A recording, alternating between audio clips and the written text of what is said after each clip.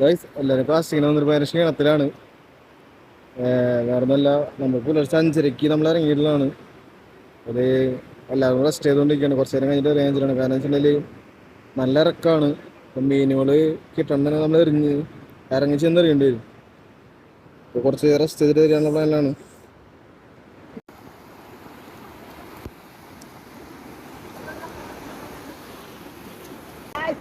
മീനടിച്ചിട്ടാ കുഴപ്പമില്ലാത്ത മീനാണ് വരുന്നുണ്ട് കേട്ടാ. മീൻ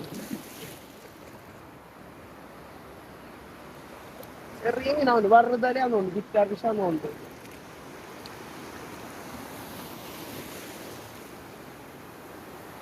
ഗോ വർഗത്തിൽപ്പെട്ട സാധനമാണ് കേട്ടോ ഈ മീൻ. ഇത് ചിരിക്കുന്നൊക്കെ പറഞ്ഞു കേട്ടിട്ടുണ്ട്. നമുക്കൊന്ന് ചിരിപ്പിച്ച് നോക്കാം. ചിരിക്കടാ ചിരിക്കടാ.